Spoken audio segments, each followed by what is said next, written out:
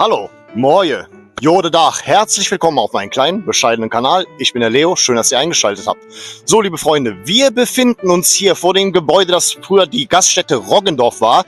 Vor 77 Jahren wurde an diesem Ort der erste FC Köln gegründet. Und heute nehme ich euch mit auf eine kleine Zeitreise.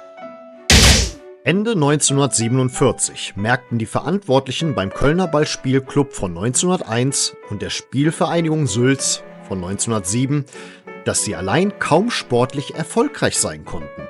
Der Aufstieg in die neue Oberliga West war schwer zu schaffen. Die Idee einer Fusion lag auf der Hand.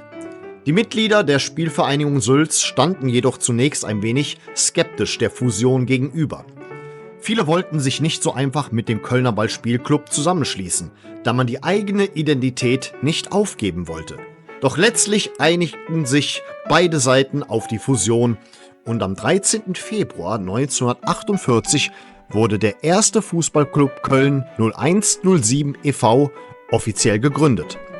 Hier in dieser Kneipe fand die alles entscheidende Versammlung statt der beiden Vereine Kölner Ballspielclub und der Spielvereinigung Sülz, die an diesem Abend die Fusion beschlossen zum ersten Fußballclub Köln 0107 e.V. Zum ersten Präsidenten wurde Franz Krämer gewählt. Wollen Sie mit mir deutscher Meister werden?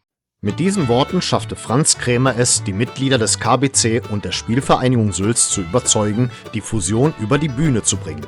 Dies war die Geburtsstunde des ersten FC Köln. Franz Krämer wollte seine Stadt an die Spitze des deutschen Fußballs führen. Und das ist ihm gelungen. Unter seiner Präsidentschaft wurde der FC 1962 erstmals deutscher Meister. Franz Krämer stellte die alles entscheidende Frage, die die Mitglieder zur Fusion endgültig überzeugte.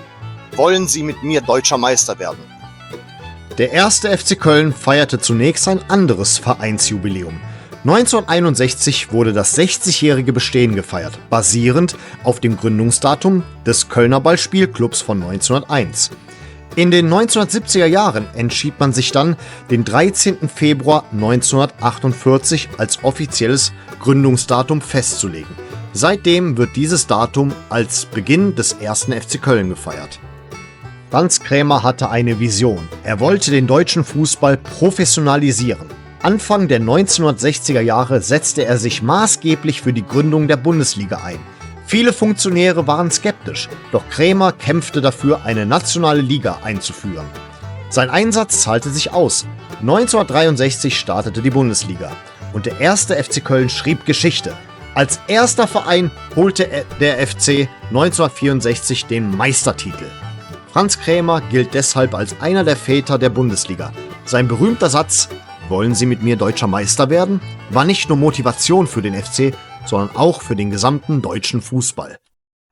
Den größten Erfolg des ersten FC Kölns konnte Franz Krämer leider Gottes nicht mehr miterleben, das große Double von 1978. Leider Gottes verstarb Franz Krämer bereits 1967. Nach Krämers Tod feierte der erste FC Köln weitere Erfolge. 1978 das legendäre Double mit der deutschen Meisterschaft und dem DFB-Pokal. 1983 kam ein weiterer Pokalsieg dazu. Außerdem stand der FC im Finale des UEFA Cups 1986. Insgesamt gewann der erste FC Köln bislang 3 deutsche Meisterschaften und 4 DFB-Pokale und wurde mehrfach Vizemeister. Heute gehört der erste FC Köln zu den Traditionsvereinen in Deutschland. Er hat viele Höhen und Tiefen erlebt, aber seine Geschichte begann in einer kleinen Kneipe in Köln. Ja, liebe Freunde, das war die Geschichte der Gründung unseres geliebten Fußballclubs. Und dann würde ich mich an der Stelle für eure Aufmerksamkeit bedanken. Vielen Dank fürs Zusehen und dann würde ich an der Stelle sagen, auf Wiedersehen. Wenn wir uns noch wiedersehen.